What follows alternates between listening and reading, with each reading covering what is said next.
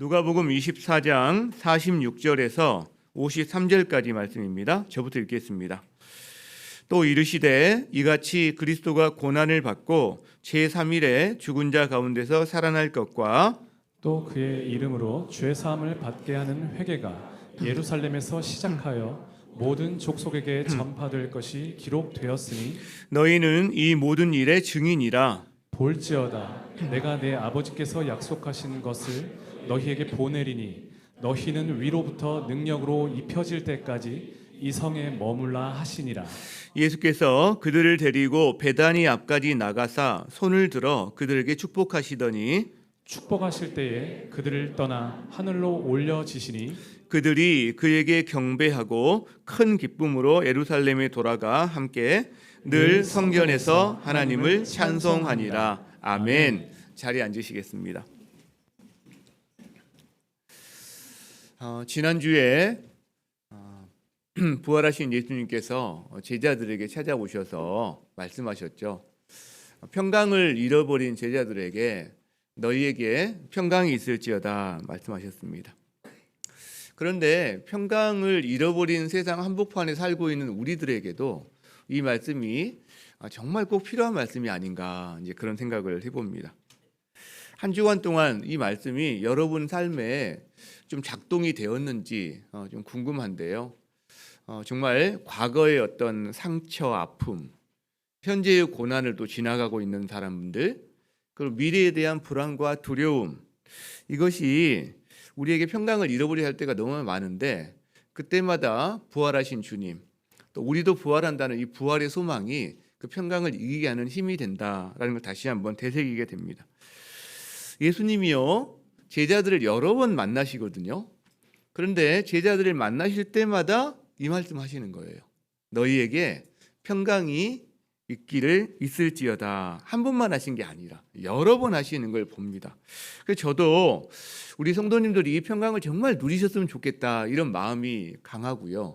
그래서 염려와 근심을 맡겨버린 자에게 주시는 이 주님의 평강을 여러분이 정말 누리기를 소망하는 마음으로 제가 여러분에게 축복하고 싶어요. 이 평강에 대해서. 이 찬양도 있거든요. 혹시 아세요, 여러분? 평화 하나님의 평강이. 아시는 분들 한번 같이 한번 우리 불러봤으면 좋겠습니다. 옆 사람을 바라보시기도 하고 또 여러분의 가족이나 생각하면서 평화 하나님의 평강이 당신의 삶에 넘쳐나기를.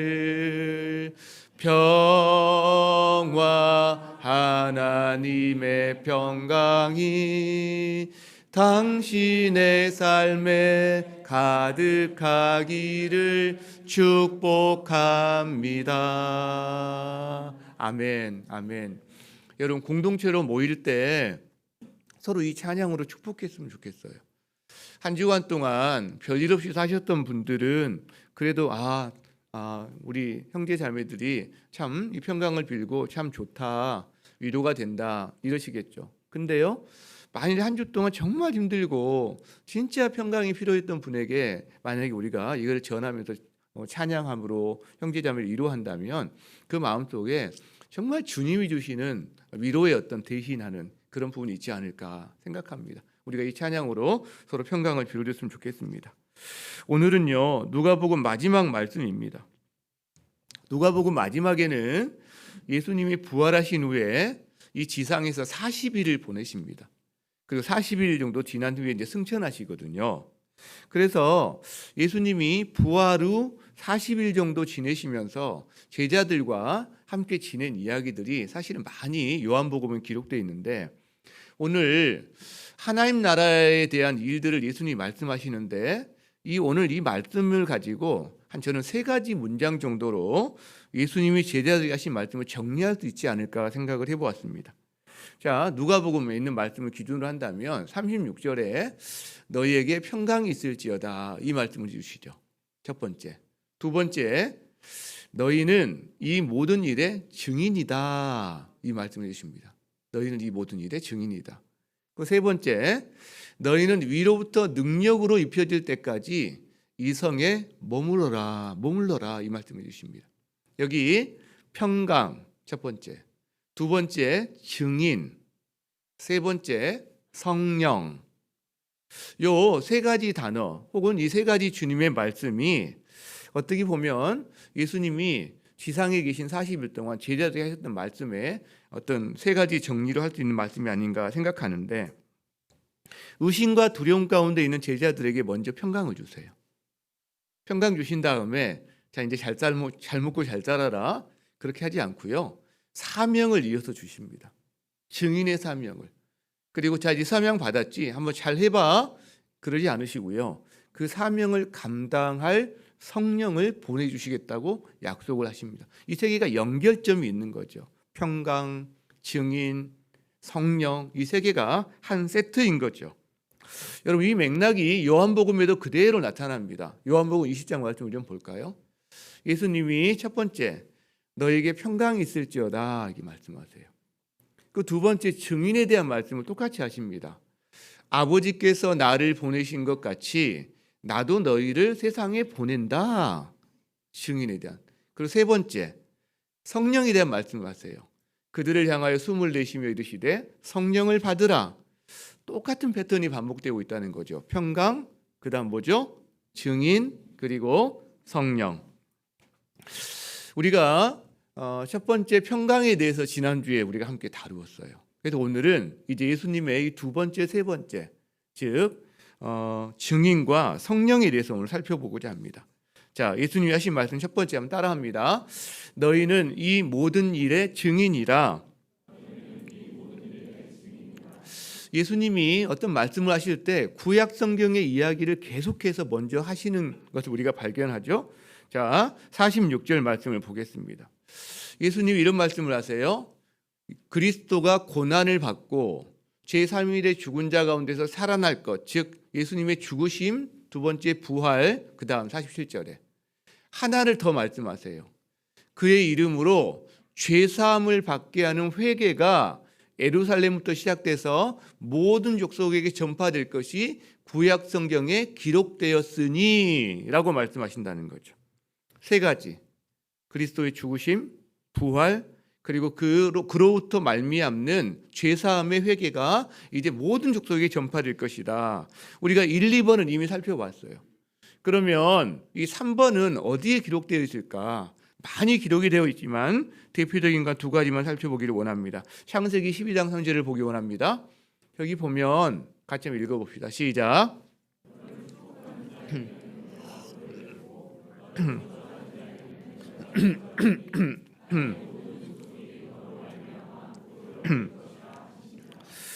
자, 이게 하나님께서 아브라함에게 주신 언약이거든요. 그런데 여기 내용을 보면 아브라함을 부르시고 그에게 언약을 주실 때부터 하나님의 시각은 어디에 가 있냐면 아브라함을 통한 가족 몇 명, 그 다음에 그로 생성되는 무슨 이스라엘 정도가 아니라 모든 족속이 너로 말미암아 복을 받을 거야. 이렇게 말씀하신다는 거예요. 그 다음에 이사야 49장 6절을 같이 보겠습니다. 같이 한번 읽어보겠습니다. 시작. 내가 또 너를 이방의 빛으로 삼아 나의 구원을 베풀어서 땅끝까지 이르게 하리라. 자, 예수님 탄생하시기 약 700년 전에 예언된 내용이잖아요.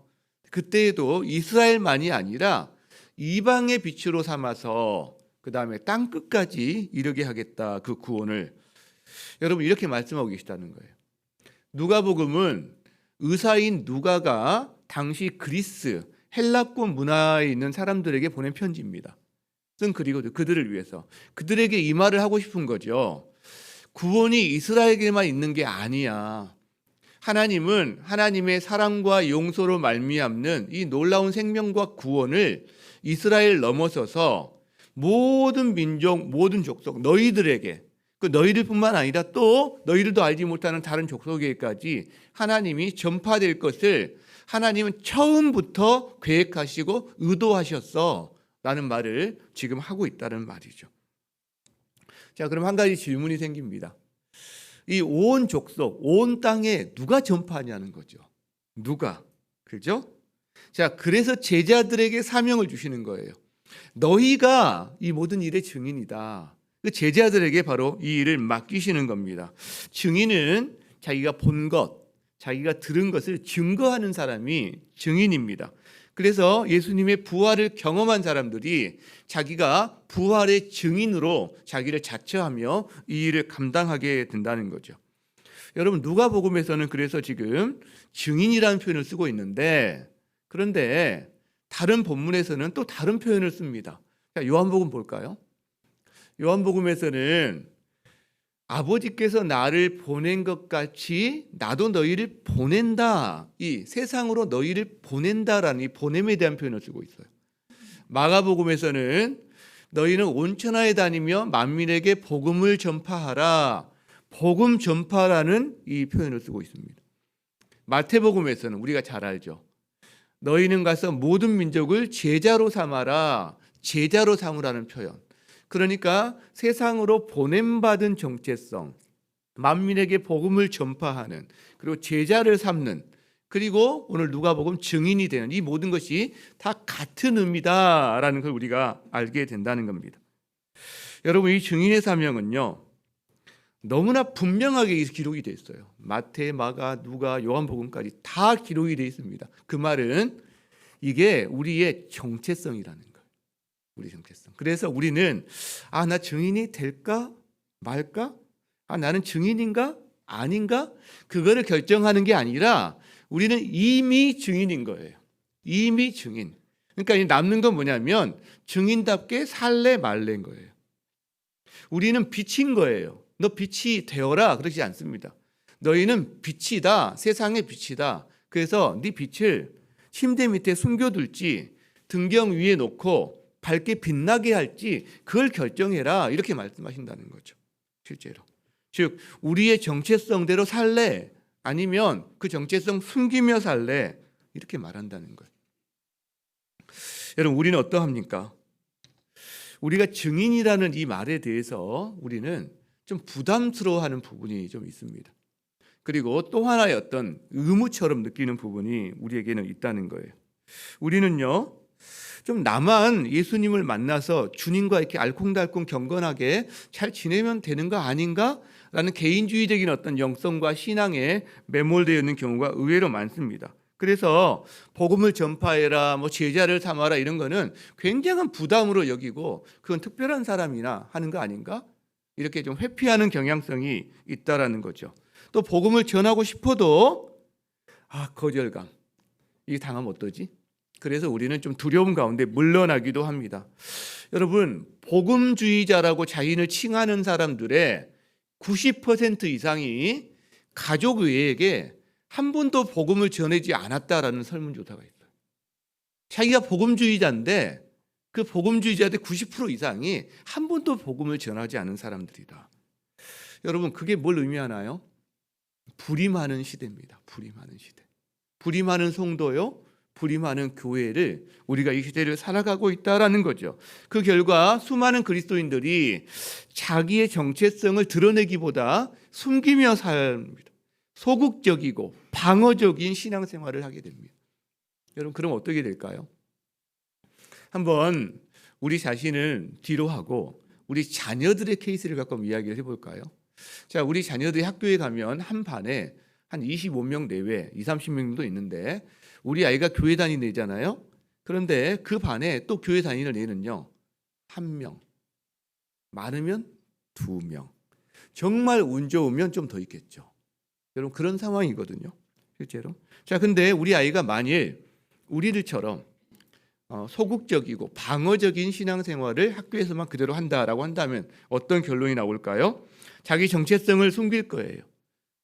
그리고 아무 말도 안 할 겁니다, 실제로.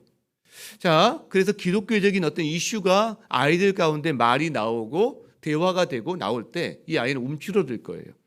자기를 방어하기는커녕 점점 약해질 겁니다. 나중에는 교회 다니는 걸 부끄러워하게 될 겁니다. 자, 그러면 그 반에 있는 다른 교회 다니는 아이는요, 그 아이도 똑같은 행동을 따라하게 될 겁니다. 각자 도생하겠죠. 그리고 이들은 기독교적인 어떤 배경 가운데 있다는 것을 못 견뎌야 할 겁니다. 그러니까 수많은 우리 아이들이, 교회 주일학교 출신의 아이들이 대학에 가면 그대로 세상으로 날아가는 일이 참 많다는 거죠. 왜? 그 짐을 벗어버리고 싶으니까. 자, 반대로 생각을 해봅시다. 반대로 자기가 증인의 정체성을 가지고 조금은 적극적으로 정체성을 드러내며 살아가는 아이가 그렇게 학교 생활을 한다면 어떻게 될까요? 그게 쉬운 일은 아니겠죠. 그러나 저는 소망을 보는 게 우리 교회 자녀들이 굿뉴스 클럽이라는 것을 하게 되면서 이 아이들 안에 일어난 변화들을 제가 듣거든요. 거기서 소망을 발견합니다. 이 아이들이요, 학교에 가서 자기가 교회 다니는 걸 당당하게 밝힙니다. 그리고 초대장을 만들어서 자기 집에 초대합니다. 우리 집에서 굿뉴스 클럽이라는 파티를 해. 너 왔으면 좋겠어. 애들한테 이름부터 나눠주는데 못 받은 애들은 나는 왜 안 줘? 자기도 달라고 이야기합니다. 자, 그래서 그 아이들 집에 와서 함께 복음을 듣고 함께 즐거운 시간을 보내면서 그 아이들 안에 자연스럽게 친구 그룹이 형성이 됩니다. 마치 다니엘과 세 친구처럼 이들이 서로서로에게 힘이 되는 거죠. 누가 어떤 공격을 당했을 때 방어를 해주기도 하고 함께 맞설 힘이 생기기도 하고 결국은 이들이 계속해서 그 반 다른 아이들에게 축복의 통로가 되는 거죠. 왜요? 자기 정체성대로 빛으로 소금으로 살아가는 부분이 생기기 때문에 복음의 통로가 되는 거죠. 여러분, 이 일이 지금 실제 우리 교회에서 일어나고 있는 일이라는 거예요.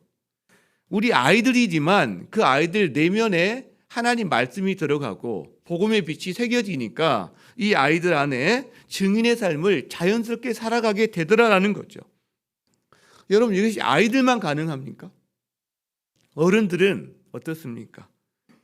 어른들도 마찬가지죠. 여러분, 빛은 침대 밑에 숨기는 게 아닌 거죠. 빛은 천장에 혹은 등경 위에 달아서 빛나게 하는 게 자연스러운 거죠. 뭐 좋은 예는 아니지만 6월이면 동성애자들이 거리에서 퍼레이드를 합니다. 탄천에 나가보면 이단들이 거기서 전도대를 놓고 전도를 하고 있습니다. 꾸준하게. 여러분, 비진리에 속하는 사람들도 자신의 삶의 어떤 정체성을 드러내면서 자기 삶의 자리를 확보해 나가는 이런 현실을 우리가 보고 있거든요. 하물며 참 진리 안에 거하는 우리들이 왜 그거를 못하느냐라는 거죠. 오히려 우리는 남들을 배려한다는 명분 아래서 어떻게 보면 비겁하게 우리가 숨는 건 아닌가? 그런 생각을 사실 해보기까지 한다는 겁니다.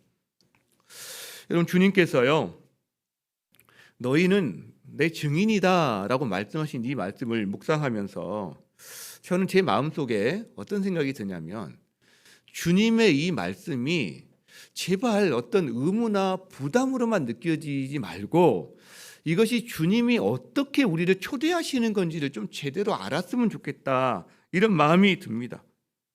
여러분, 이것이 선물이고 이것이 특권이라는 걸 우리가 좀 알았으면 좋겠다라는 거예요. 여러분, 증인으로 사는 것은요, 그저 어떤 힘든 의무 하나 하나님께서 우리한테 앵벌이 시키는 어떤 일이 아니다라는 거예요.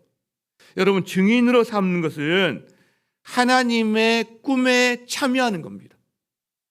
깨어진 세상을 회복시키는 하나님의 회복 프로젝트에 우리를 참여시키는 것이다. 다른 말로 한다면 예수님의 대사로 임명장을 받아서 세상으로 보냄받은 것이다 라는 게 바로 이 증인의 부르심이라는 거예요. 다른 말로 한다면 하나님의 대하 드라마가 지금 펼쳐지고 있거든요. 역사 속에서 수천 년에 걸친 하나님의 대하 드라마 가운데 우리를 당당히 주연으로 캐스팅한 거다라는 말이라는 거예요. 이게 무슨 말일까?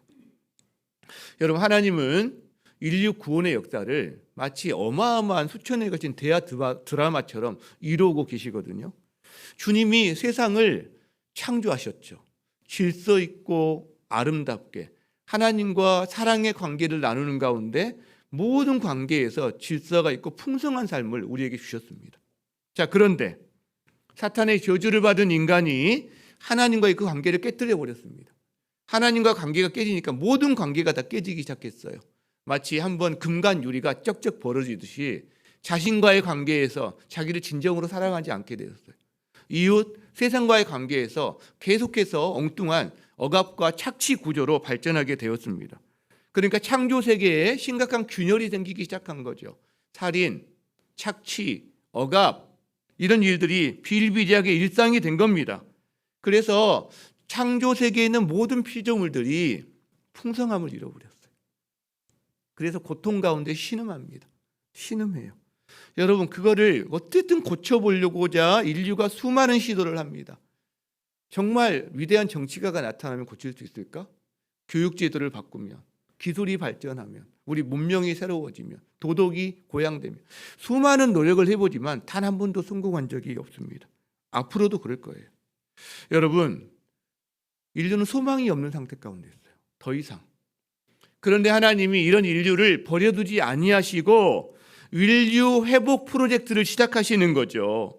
죄 가운데서 고통하며 신음하는 인류를 건져내서 하나님의 형상을 온전히 회복함으로 말미암아 하나님과 함께 관계를 회복하고 다시 한번 풍성한 관계 가운데 살아갈 수 있도록 우리에게 하나님이 허락하시는 그 과정이 바로 하나님의 꿈이었다는 거죠. 하나님의 꿈. 이 꿈을 위해서 창세기 3장에서 인류를 구원할 메시아를 보내시겠다고 약속해 주십니다. 그리고 하나님의 이 약속이 그 다음에도 아브라함과 모세와 수많은 선지자를 통해서 계속해서 약속을 확대시키시고 구체화시키시고 준비해 나가십니다.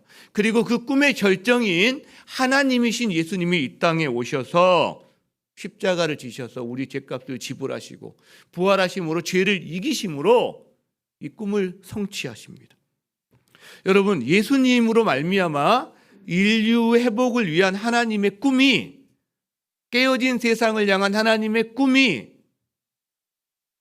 일부가 완성되는 거예요.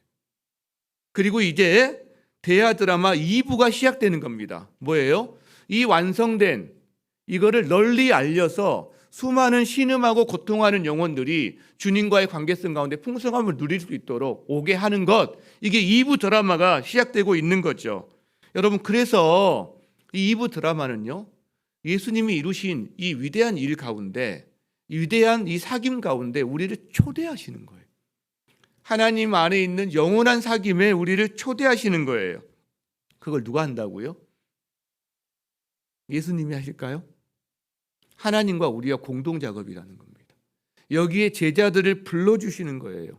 제자들에게 영광스러운 주연을 맡기시고 주연으로 캐스팅하신다는 거예요. 여러분, 그것이 바로 이 모든 일에 너희가 증인이다라는 말씀의 의미라는 겁니다.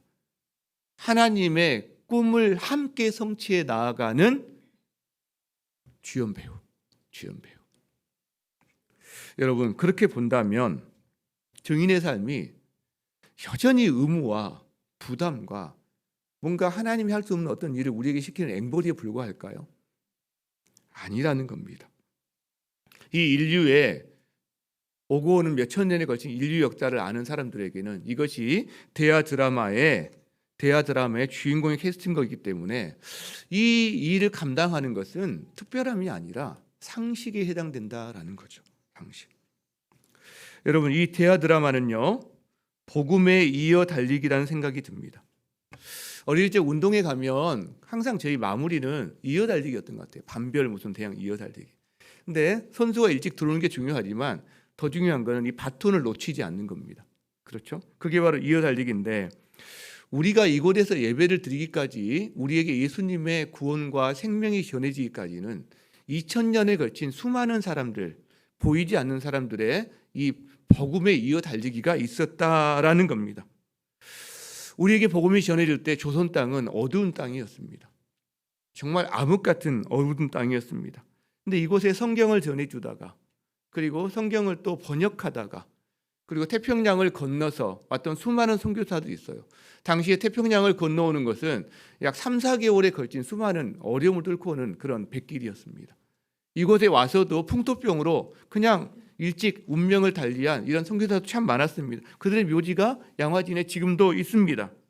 여러분, 그들의 복음에 이어 달리기가 있었기 때문에 오늘 우리에게 이 생명이 이어진 거라는 거죠. 여러분, 그렇다면 이제 우리 차례라는 겁니다. 우리 차례. 복음에 이어 달리기가 나에게서 끝난다. 이건 비극인 거죠. 하나님 앞에 갔을 때 이 복음의 바톤을 넘겨준 사람이 내 뒤에 있는 것을 여러분, 우리가 보기를 원한다는 거죠. 내 뒤에 하나도 없다. 그럼 얼마나 이게 참 쑥스러울까, 이런 생각을 한다는 겁니다. 우리는 하나님의 거대한 대하 드라마의 2부의 주인공으로 초대되었습니다. 우리에게 이 복음에 이어 달리기의 바톤이 우리 손에 쥐어져 있습니다. 여러분, 누구에게 넘겨주실 거예요? 여러분의 자녀, 여러분의 손주들, 그리고요 친구들, 이웃들, 이들이 회복이, 이들의 생명이 우리의 이 바톤에 달려 있다라는 거죠. 하나님께서 우리를 그 자리에 초대해 주신 겁니다. 제자들을 그 자리에 초대해 주신 겁니다. 너희는 이 모든 일의 증인이라. 바로 그 말씀입니다. 여러분, 교회 가운데 굿뉴스 클럽이 진행되고 있어요. 전도학교가 시작됩니다. 여러분, 거기 격려해 주세요. 기도로 함께 참여해 주세요. 2학기에는 행복축제가 우리가 진행될 예정입니다. 여러분, 지금 고난주간 때요, 우리가 5명의 태신자를 정하고 함께 기도하는 이런 시간들이 있는데 미리 정했으면 좋겠어요. 2학기 가서 그때 정하고 기도하는 것도 의미가 있겠지만 지금 미리 정해서 가까운 사람, 전화할 수 있는 사람, 책을 나눠줄 수 있는 사람, 만날 수 있는 사람 정해서 품고 기도하는 가운데 그들에게 이 복음의 바톤을 넘겨줄 수 있는 기회를 우리가 보고 2학기 때는 그걸 함께 온 교회가 한번 누렸으면 좋겠어요. 어제 사역훈련이 있었습니다. 그리고 이곳에 전도학교가 있었는데 제가 사역훈련과 전도학교에서 던진 질문이 하나가 있습니다. 그 질문이 뭐냐면 교회는 여전히 이 땅의 소망일 수 있는가라는 거예요. 여러분에게도 동일한 질문을 던져보고 싶습니다. 여러분, 교회가 여전히 이 땅의 소망일 수 있나요? 대답이 별로 없으세요. 대답이. 교회가 이 땅의 소망인 것을 모르는 사람은 없을 겁니다. 그런데 우리가 왜 대답을 선뜻 못하는 거죠? 우리의 현실이 그렇지 못한 부분이 많기 때문에 주저하는 마음이 있는 거죠. 여러분, 질문을 바꿔봅시다. 그러면 어떤 교회가 이 땅에 소망이 될 수 있을까? 어떤 교회가? 저는 생명력 있는 교회다. 복음에 이어달리기 바톤을 계속해서 넘겨주고 있는 교회다. 또 그런 성도다라고 생각합니다. 불임하는 교회 안 됩니다, 여러분. 소망이 될 수가 없습니다. 그러나 생명력 있게 이 복음을 누리며 그 다음에 이 복음을 나누며 복음에 이어달리게 하는 교회는 진정 이 땅에 소망이 될 줄 믿습니다. 찰스 스펀전이 이런 말을 했습니다. 그냥 과격한 말이긴 한데요. 모든 그리스도인은 둘 중에 하나다. 선교사이거나 그리스도인인 채 하는 사기꾼이거나.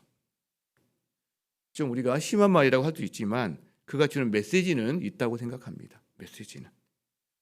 여러분, 그런데 이 증인의 삶에요, 한 가지 우리가 기억했으면 좋겠습니다. 증인의 삶에 순종하는 사람에게 주시는 주님의 약속이 있다는 거예요. 그게 뭘까요? 내가 세상 끝날까지 너희와 항상 함께 있으리라. 이 약속의 말씀이 있습니다. 내가 세상 끝날까지 너희와 항상 함께 있으리라. 증인의 삶에 순종하는 사람에게 예수님이 친히 주신 약속의 말씀입니다. 주님이 함께 하시는 사람, 주님이 함께 하시는 교회 되기를 주의 이름으로 축복합니다. 자, 예수님이 이제 한 말씀을 더 하시죠. 너희는 위로부터 능력으로 입혀질 때까지 이 성에 머물라, 이 말씀을 하십니다. 자, 이 말씀이 49절에 기록되어 있는데 우리 같이 한번 한 목소리로 읽겠습니다. 시작. 볼지어다 내가 내 아버지께서 약속하신 것을 너희에게 보내리니 너희는 위로부터 능력으로 입혀질 때까지 이 성에 머물라 하시니라. 이렇게 말씀하십니다. 자, 예수님은 제자들에게 증인의 사명을 주셨어요. 자, 그러면 이 사명을 제자들이 자기의 힘으로 감당할 수 있을까요? 안 되죠. 이들은 유대인들이 두려워서 문을 꽁꽁 걸어 잠그고 있었던 사람들이고 이것이 이들의 실태란 말이에요. 그렇죠? 그래서 예수님이 한 말씀 더 하시는 겁니다. 너희는 위로부터 능력으로 입혀질 때까지 이 성에 머물러라. 성령을 약속하신 겁니다. 성령을 약속하신 거예요. 그러니까 세상에서 증인으로 살아가는 그들의 모습은 그들의 능력, 그들의 경험, 그들의 어떤 결심이 아니라 성령으로 말미암아 가능해진다는 것을 말씀하신다는 거죠. 여러분, 그래서 성령으로 사는 사람만이 복음의 증인이 될 수가 있습니다. 실제로. 여러분, 제자들은 저나 여러분처럼 평범한 사람들이었어요. 그런데 이들이 성령에 사로잡히니까 사도행전에 보면 온 세상을 뒤엎는 역사를 보게 됩니다. 나중에 우리가 사도행전을 한번 살펴볼 때 이걸 보게 될 거예요. 자, 이건 마치 이런 것과 비슷해요. 여러분 집에 가전제품 많이 있죠. TV, 냉장고, 뭐 이런 많이 있죠. 자, 여러분 집에 전기가 어느 날 끊어졌다고 생각해 봅시다. 냉장고에 있는 음식들 아마 며칠 못 가서 다 상할 겁니다. 아무리 가전제품이 많아도 전기가 없으면 그건 다 고철덩어리에 불과할 거예요. 여러분, 교회 안에 있는 모든 사역, 특별히 영혼공과 관련된 이런 사역은 이것과 비슷합니다. 성령의 일하심이 없이 어떤 일을 한다라고 했을 때 그거는 전기 없이 전자제품만 잔뜩 늘어놓는 것과 너무나 비슷하다라는 거예요. 그러니까 예루살렘 교회가 세워지고 나서 첫 번째 했던 그 교회의 가장 큰 전략은 뭐냐면 성령을 기다리는 거였어요. 머물러서 기다리는 것입니다. 여러분, 우리 역시 마찬가지입니다. 무슨 사역을 하기에 앞서서 성령을 기다리는 것, 기도로 주님 앞에 나아가는 것, 이게 먼저다라는 것을 우리에게 알려준다는 거죠. 저는 제자들을 이렇게 세상으로 보내는 예수님의 마음이 어떠셨을까 좀 생각을 해봐요. 예수님이 70인 제자를 파송하시면서 하셨던 말씀이 있습니다. 마치 양을 이리 가운데 보낸 것 같다. 이게 예수님 마음이에요. 양을 이리 가운데 보낸 것 같다. 여러분, 그렇기 때문에 예수님이 하시는 게 뭐예요? 성령을 헬퍼로 주시는 거예요. 성령을 헬퍼로 주시는 거예요. 왜? 우리의 증인 사명에 감당하는데 꼭 필요하기 때문에. 여러분, 그런데 제가 진짜 드리고 싶은 말씀은 이제 이겁니다. 성령을요, 우리 증인 사명을 감당하는 수단으로 우리가 너무 이렇게 폄하하지 않았으면 좋겠어요. 그런 면이 있죠. 성령이 없이는 우리 사역이 아무것도 아닌 면이 분명히 있죠. 그러나 여러분, 성령으로 인해 우리가 어떤 사람이 되는지가 더 중요합니다. 성령으로 인해 우리는 어떤 사람이 되는지 아세요? 우리가 성전이 됩니다. 우리가 성전이 됩니다. 이걸 좀 놓치지 않았으면 좋겠어요. 많은 경우에 성령 그러면 성령 뭐 더 막 그러면서 뭔가 에너지처럼 비인격화되는 게 많은데 성령님은 하나님이시거든요. 자, 예수님이 모든 민족을 제자로 삼으라 말씀하시면서 주신 약속이 있어요. 아까 말씀드렸죠?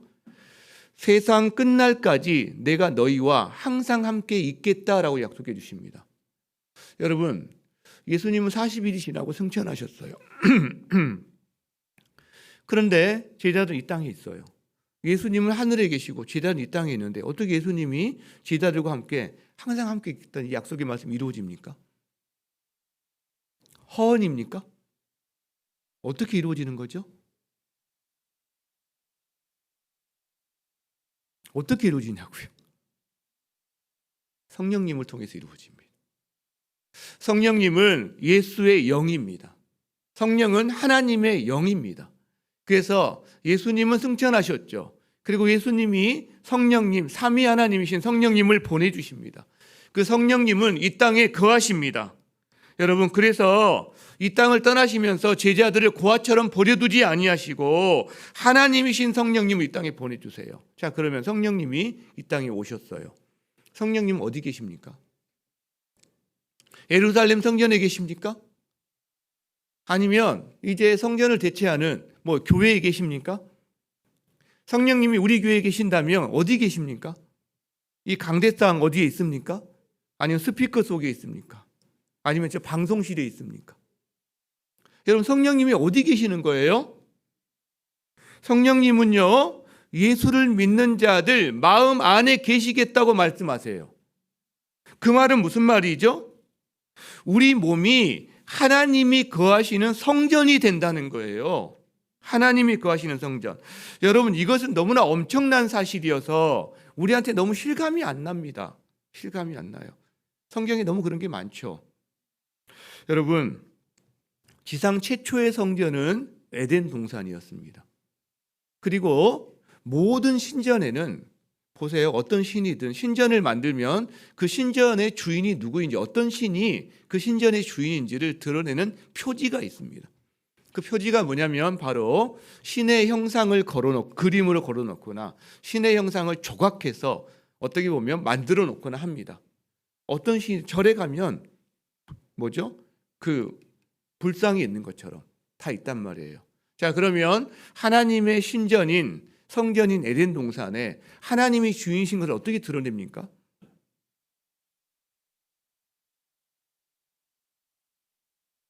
하나님의 형상인 아담을 마지막으로 그곳에 두심으로 말미암아 그 성전의 주인이 하나님이신 것을 드러내는 거예요. 하나님의 형상을 통해서. 그런데 그 후에 성전은 하나님과 관계가 깨어짐으로 말미암아서 하나님이 더 이상 그 성전에 거하실 수가 없게 됩니다. 에덴 동산을 거니셨던 하나님이 떠나세요. 안 계세요. 그리고 시간이 한참 흐르죠. 하나님께서 한 민족을 택해서 그들을 한 사람을 택해서 한 민족을 만드시고 애굽에서 탈출시켜서 광야로 나왔습니다. 그리고 하신 일이 장막 성전을 만들어요. 그리고 이들이 가나안에 갔을 때 솔로몬 성전을 세웁니다. 자, 장막 성전과 솔로몬 성전 안에 뭐가 있죠? 하나님의 임재의 상징인 언약궤가 있습니다. 그런데도 불구하고 이들은 계속해서 하나님과 관계를 깨뜨립니다. 하나님께서 견딜 수 없어 하십니다. 나중에 그 성전을 다 해체해 버립니다. 무너뜨려 버리십니다. 그리고 포로로 가는 거죠. 포로에서 돌아온 이들이 다시 초라한 성전을 하나 지어요. 나중에 헤롯이 자기 정권을 위해서 어마어마한 성전을, 헤롯 성전을 짓습니다. 자, 근데 거기에는 언약궤가 없어요. 언약궤가 없어요. 그리고 사람이 지은 그 성전에 진짜 성전의 주인이신 하나님이신 예수님이 그 성전을 방문하세요. 이 땅에 오셔서. 그런데 어떻게 반응했습니까, 사람들은? 그 하나님이신 성전의 주인이신 하나님을 잡아 죽입니다. 잡아 죽입니다. 여러분, 예수님이 그 일을 통해서 완전히 성전을 회복시키시고 구원의 역사를 이뤄가신 다음에 그리고 하시는 일이 뭐냐면 성령을 보내시는 거예요. 그 성령이 이제 어디 거하시죠? 성전도 없어요, 여러분. 예루살렘 성전 없어요. 통곡의 벽 하나 남아 있거든요. 어디 거하십니까? 구약에 수천 년에 걸쳐 주님이 약속하신 게 있어요. 내가 사람에게, 사람 마음속에 성령을 두고 거기 거하겠다는 약속을 계속해서 해주십니다. 그리고 이제 그 약속이 이루어진 거죠. 그러니까 예수님의 이 성령의 약속은 오랜 선지자를 통해서 수천 년의 역사를 통해서 하나님이 우리에게 약속해 주신 것이 드디어 이루어지는 거예요. 다른 말로 하면 깨어진 세상을 향한 하나님의 어떤 꿈이 어떻게 보면 이 성령을 통해서 이루어질 텐데 그곳에 성령이 거하시는 성전으로 우리를 삼으신 거예요. 우리 몸을. 그래서 우리 몸이 성전이 된 거죠. 성전. 이건 너무 엄청난 일입니다. 너무 대단한 사실입니다. 여러분, 그래서 엄두가 잘 안 나요. 왜요? 성령은 하나님이시거든요. 우리를 지으신 분이에요. 이 지구를 만드신 분이에요. 우주를 지금도 다스리시는 분이에요. 그런 엄청난 분이 내 안에 들어와 계신다? 나와 함께 거하신다? 이렇게 우리는 잘 실감이 나지 않는 거죠. 여러분, 그런데요, 그분이 내 안에 계시고 인격적인 분이니까 우리가 그분에게 나의 주도권을, 나의 삶의 자리를, 주인의 자리를 내어드릴 때 그분이 우리를 다스리시거든요. 그럴 때 만약 그분으로 충만해진다면 어떻게 우리가 하나님으로 충만한 삶을 살지 않겠느냐는 거죠. 어떻게 우리가 예수 그리스도를 증거하는 증인으로 충만한 삶을 살지 않겠느냐는 거죠. 그래서 사도행전 1장 8절 이런 말씀하시는 겁니다. 오직 성령이 너희에게 임하시면, 성령이 임하시면 첫 번째 권능을 받습니다. 그런데 그 권능은요, 예루살렘과 온 유대와 사마리아와 땅끝까지 이르러 내 증인이 되리라. 권능을 주신 이유는 하나님의 증인이 되는 겁니다. 하나님 증인. 그래서 주님이 말씀하시는 거죠. 이 성령을 받기까지 이 성에 머물러라. 예수님이 부활하신 도성, 여기서부터 시작돼서 온 족속에게 이 복음의 소식이 펼쳐질 이곳, 이곳에 머물러라. 이곳에 성령이 임할 거야. 우리는 그 성령이 임한 시대를 살고 있습니다. 그래서 우리가 구할 것은 성령의 충만을 구하는 겁니다. 성령님, 예수 믿는 자들, 그 사람이 신앙적으로 어릴 수도 있고 청년일 수도 있고 장년일 수도 있지만 진정성 있게 예수 그리스도를 자기의 주인으로 받아들인 사람에게는 성령이 거하시겠다고 약속하셨거든요. 그럼 여러분 안에 예수님을 진정으로 구주로 자기의 주인으로 영접하신 분 안에는 성령이 거하십니다. 그러면 이제 우리가 구할 것은 뭐예요? 그 성령의 충만을 구하는 겁니다. 그 성령에게 나의 삶의 자리를, 주인의 자리를 온전히 내어드리고 그분이 내 인생을 드라이브 하실 수 있도록 내어드리는 거란 거죠. 여러분, 구하는 모든 자에게 주님께서 성령 충만을 부어주실 것을 믿습니다. 우리 교회가 성도님 여러분 한 분 한 분이 이 성령에 붙잡힌 사람으로 살아가기를, 성령 충만한 사람으로 살아가기를 주의 이름으로 축복합니다. 말씀을 마무리하고자 합니다. 예수님이 이제 40일 동안에 이 지상 사역을 마무리하시고 승천하십니다. 승천하실 때 제자들과 함께 예루살렘에서 약 3km 정도 떨어진 베다니까지 가셔서 거기서 승천하시는데 제자들을 축복하시면서 승천하세요. 자, 하늘로 올려지시는 예수님을 제자들이 바라보면서 제자들이 두 가지 반응을 합니다. 경배합니다. 이제 더 이상 놀라거나 슬퍼하지 않습니다. 의심하지 않습니다. 그리고 또 하나는 큰 기쁨을 가지고 예루살렘으로 돌아와서 성전에서 늘 하나님을 찬송했다라고 이야기합니다. 더 이상 마가 다락방에 문 꽁꽁 걸어 잠그고 숨어있는 제자들이 아닌 겁니다. 성전은 공개적인 장소입니다. 이제 숨어있지 않는 거예요. 공개적인 장소에 나와서 하나님을 찬양하는 사람으로 살아가기 시작하는 겁니다. 여러분, 그래서 이 제자들의 모습을 보면서 우리도 확신하게 됩니다. 우리는 여전히 부족하고 연약한 건 맞아요. 그러나 우리도 제자들처럼 성령을 의지해서 중인의 사명을 감당하고 주님의 뒤를 따라 순종의 길을 걸어갈 때 우리도 승천하신 주님, 그분과 함께 영광의 나라를 누리게 하실 거다. 이것을 믿는 믿음이 우리 안에 생기게 된다는 거죠. 여러분 믿으십니까? 여러분, 누가복음의 시작이 어떻게 시작되냐면 메시아를 기다리는 사람들의 찬양으로 시작됩니다. 깨어진 세상에서 신음하고 고통 가운데 주님이 아니면, 구원자가 아니면 우리 인생은 너무 힘들어요. 메시아 어서 오세요라고 기다리는 사람들의 찬양으로 시작합니다.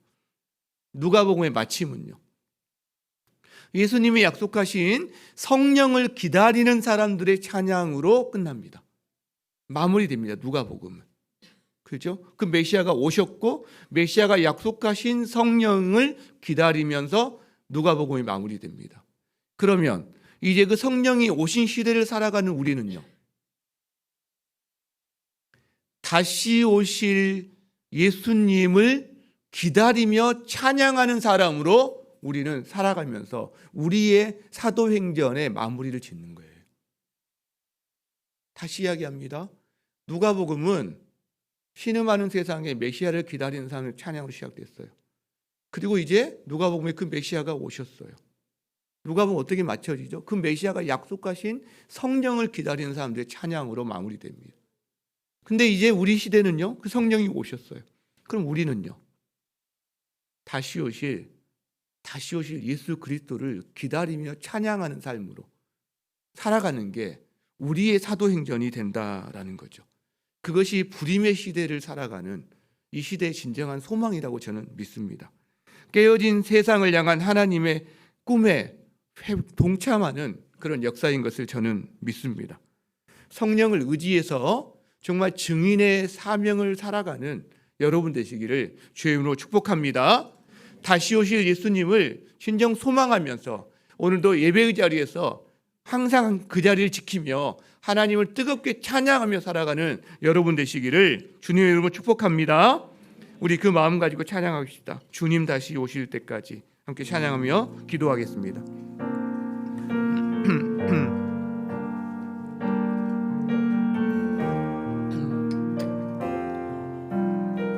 주님 다시 오실 때까지, 주님 다시 오실 때까지 나는 이 길을 가리라.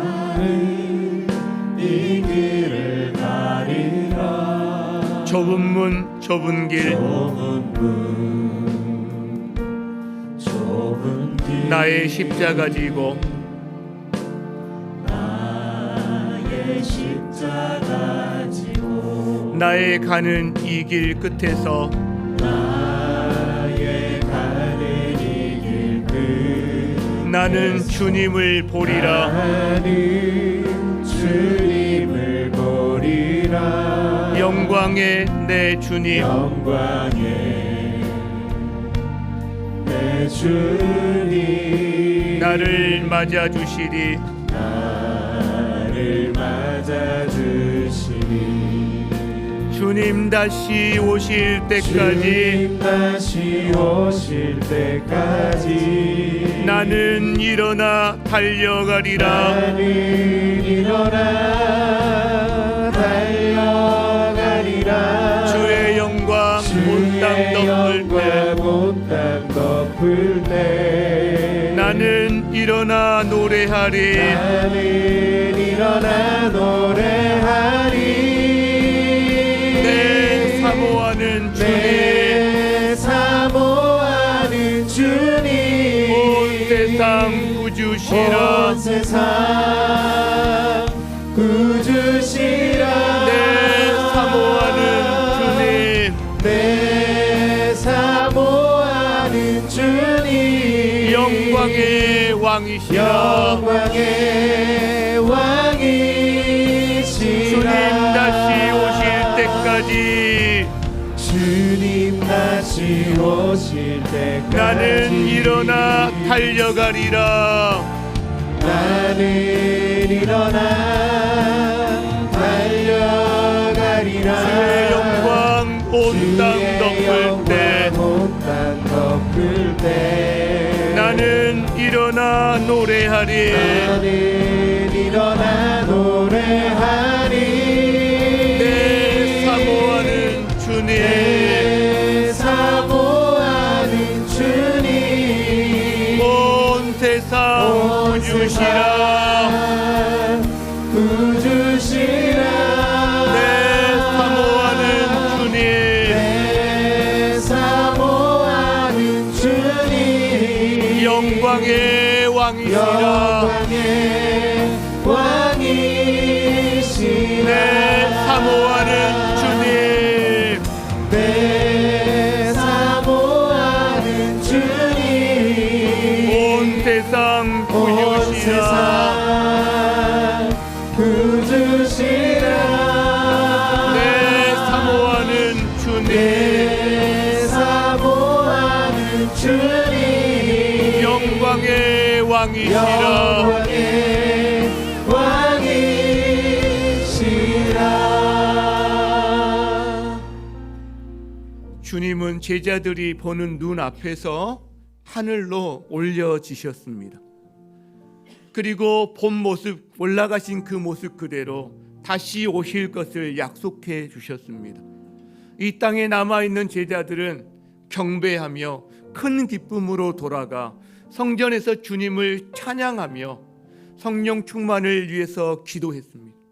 여러분, 우리의 삶의 자리에서 예수님이 다시 오신다는 이 다시 재림하신 예수님에 대한 소망을 안고 살아갈 때 우리 안에 있는 작은 문제들이 작아질 것이며 하나님으로 말미암아 참으로 이 땅에서 주님의 증인의 사명을 감당하는 놀랍고 정말 주님의 특권에 부름받은 자 살게 될 것을 믿습니다. 이 시간 주님께서 여러분의 마음속에 무슨 말씀을 주셨습니까? 이 시간 주여 외치며 주님께 기도함으로 우리의 하나님 앞에 드리는 결단으로 다시 한번 나아간 시간 되기를 원합니다. 주여